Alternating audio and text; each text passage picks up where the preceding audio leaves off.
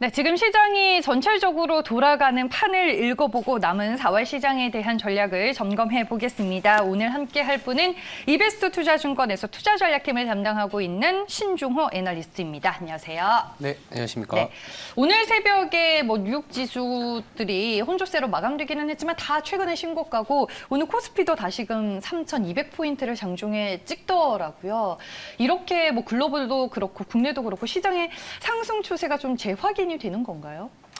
좀 다소 아쉬운 거는 미국 증시가 사상 최고치일 때 한국은 아직도 박스피 내에서 움직이고 있는 것 맞아요. 같아요. 예, 네. 그 차이가 좀 있는 것 같고 미국도 이제 나스닥 같은 경우에는 이제 사상 최고치에서는 좀 다소 뒤로 밀리는 모습을 보이긴 해서 약간은 불안한 느낌은 뭐냐면 어제 파월 연준 의장이 나와서 여러 가지 얘기를 했는데 네. 그 중에 하나가 테이퍼링 얘기까지 했었다라는 거죠. 그래서 지금 당장 한다는 건 아니지만 조금 있으면 2014년에서 15년과 같은 어떤 그런 그림으로 테이퍼링 하겠다라는 내용을 얘기했기 때문에 비싼 주식들이 계속 갈 수 있는 상황은 아닌 것 같다. 거기다가 실적 시즌이 같이 이제 연기해서 진행이 되다 보니까 실적이 나오면 오히려 주가가 올라왔었던 것들에 대한 성적표로 받아보는 거잖아요. 그래서 네. 인덱스 탄력이 그렇다고 해서 하락 추세로 가는 건 아니지만 조금은 이제 좀 조용한, 그러니까 지수의 어떤 탄력은 좀 조용한 국면으로 좀 진입한 거 아니냐라는 얘기는 좀 드리고 있습니다.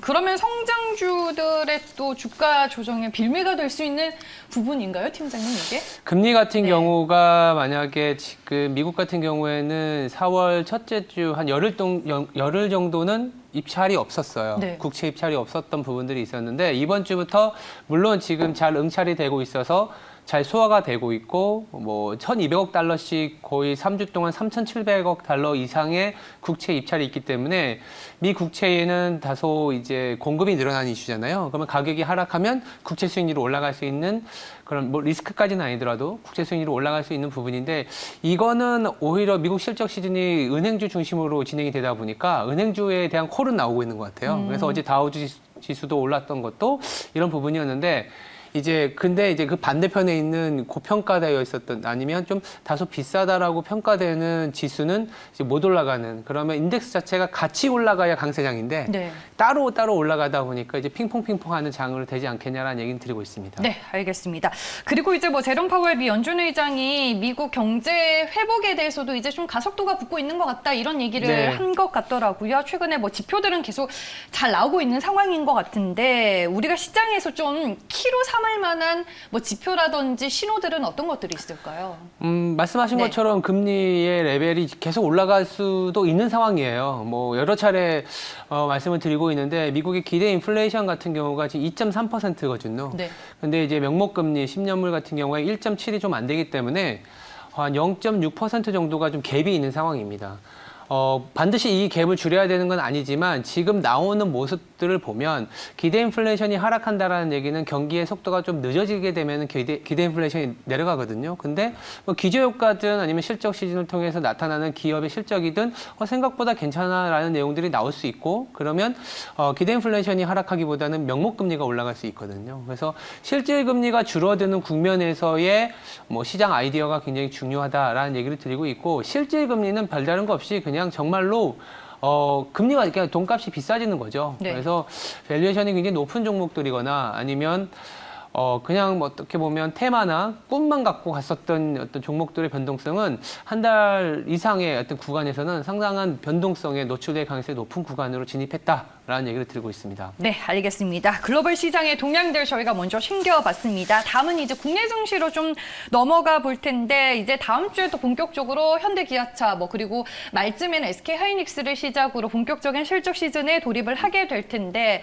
일단은 모르겠어요. 실적 개선에 대한 모멘텀은 시장에 상당히 큰 것 같기는 한데 4월 이후로 시장을 둘러싸고 있는 환경이나 요인들은 또 어떻게 변하고 있는지 궁금하네요. 그러니까 네. 기본적으로 지금 실적 시즌에 대한 기대나 삼성전자를 필두로 나오는 데이터들을 보면 나쁘진 않거든요. 네. 1, 2, 3월의 수출도 굉장히 그런 대로 잘 선방해 왔고 그래서 1분기 실적 자체는 시장에 실망을 주거나 이런 건 아닐 것 같아요. 다만 가격이 선반영했다라는 부분들이 어느 정도 조금 꺼름칙하는 부분들이고 두 번째는 뭐냐면 이제 4월, 5월, 6월 넘어가면서부터 우리가 이제 한 달 단위로 보는 거는 아니지만 그래도 한 달 단위의 가격 변동성을 고민할 때 5월과 6월까지 좀 길게 보는 습관이 좀 들일 필요가 있거든요. 근데 이제 중국이나 이란 같은 대외 변수도 만만치 않게 터질 수 있는 아니면 돌발 변수로 나타날 수 있는 가능성이 있기 때문에 뭐 대중 압박을 최근에 미국의 바이든 행정부가 하고 있는 상황이잖아요. 네. 그런 측면 내지는 유가가 지금 $60 이상에서 고공권을 머물고 있기 때문에 유가가 굉장히 머문 상태가 높은 상태에서 유지하게 되면 이머징 같은 경우에는 경상수지가 마이너스가 나면서 자금 유출 압박에 놓이게 됩니다. 그래서 최근에 달러가 좀 약해지긴 했지만 이게 되려 유가가 높아도 달러화가 다시 강해질 수 있는 모습이 될 수도 있고요. 한편으로는 이란을 이제 핵 협상을 재개하면서 셰일가스가 못하는 이제 증산의 아이디어를 이란을 통해서 가져올 수도 있기 때문에 유가 변동성이나 이머징 통화의 변동성이 2분기에 나타날 가능성도 한번 보셔라라는 얘기를 드리고 있습니다. 네, 알겠습니다. 앞으로 또 시장을 대응하는 데 있어서 어떤 부분을 봐야 할지까지 얘기를 해주셨고 이미 시장에서는 2분기 실적 개선세가 또 뚜렷한 종목을 찾으려는 움직임들이 네. 많더라고요. 요즘 뭐 증권사 리포트도 많이 나오는 것 같고 올해 상반기 내내 그렇다면은 실적 모멘텀이 뚜렷한 업종과 대표적인 섹터를 꼽는다면 뭐가 좀 있을까요? 네. 기본적으로 컨센서스이긴 해요. 네. 그러니까 아직 실현이 되지 않은 데이터들을 갖고 얘기를 네. 하는 부분이기 때문에 지금 아직 발표도 되지 않은 1분기를 기준으로 2분기, 3분기까지 계속 뭐 QOQ 즉 전분기 대비 실적이 내지는 매출이 늘어날 거라고 기대되는 업종은 굉장히 많습니다. 뭐 가장 대표적인 게 미디어라든지 반도체도 끼어 있고 필수 소비재나 건강관리 같은 업종들이 매 분기마다 늘어날 거로 기대는 되고 있어요. 그래서 반도체는 사실 근데 또 시장의 수출 데이터와 같이 봐야 되는 상황이라서 네. 2분기 중에는 4, 5월 달에 그 수출 증가율이 좀 고점을 찍고 내려올 가능성이 높다 보니까 반도체를 제외하면 어쩌면 시장에 좀 그동안 소외되었었던 필수 소비나 건강관리 내지는 미디어 같은 약간 시장의 흐름에 상관없는 종목들이 좀 많은 것 같아요. 그래서 이런 종목들 내지는 이런 업종들은 사실 코로나의 어떤 수혜에서는 좀 다소 비껴났던 업종들이기 때문에 백신의 경제로 나아가거나 조금 경기가 나아지는 국면에서는 뭐 미디어나 내지는 뭐 필수 소비 그리고 건강관리 업체들이 2분기 중에는 주가의 탄력성이 붙을 수 있는 가능성도 높다라는 얘기를 들고 있습니다. 그런 기준에 부합하면서 종목에 대한 팁을 살짝 여쭤보려고 하는데 네. 아니 2주 전에 출연하셨을 때 네. 이제 현금 비중이 높고 실적이 좀 꾸준하게 찍히고 회복이 되고 그리고 성장성까지 추가가 될 수 있는 종목으로 나이스 정보통신 얘기해주고 가셨잖아요. 네. 이베스트 투자증권에서 또 리포트가 나온 맞습니다. 종목이기도 하고 네.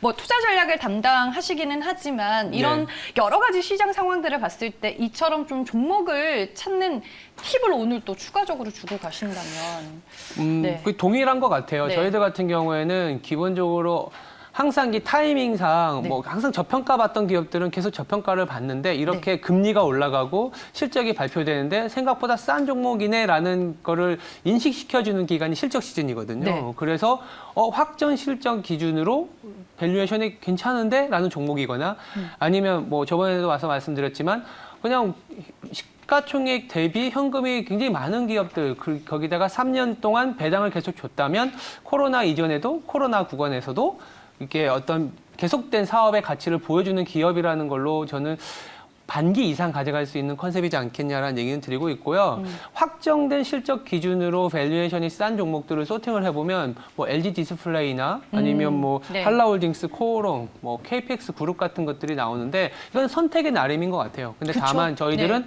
이제 지금부터는 너무 이제 먼 미래를 땡겨오기보다는 가까운 사례의 실적이 정말 증가한 기업들 중에 밸류에이션이 싼 거, 나지는 뭐 실적은 그렇게 좋은 건 아니지만 시가총액이나 자산 가치 대비 안전마진이 굉장히 확보돼 있어서 즉 주가가 많이 못 올라서 네. 그래도 실적 시즌에 배당이라든지 이런 일드가 높으면 충분히 시장에서는 이렇게 관심을 가질 만한 타이밍이 됐다라는 얘기는 드리고 있습니다. 알겠습니다. 뭐 지수는 일단은 뭐 그래도 좀 박스권이고 네. 종목을 이제 잘 골라서 종목별 장세에 대응을 해야 되는데 종목이 안 보인다 하시는 최근에 투자자분들이 상당히 많아서 네, 맞아요. 전략과 함께 종목을 찾을 수 있는 팁 또 팀장님은 워낙 잘 보시니까 제가 좀 정말로 실질적으로 도움이 될 만한 내용을 마지막으로 여쭤봤습니다. 오늘 말씀 여기까지 듣도록 하겠습니다. 고맙습니다.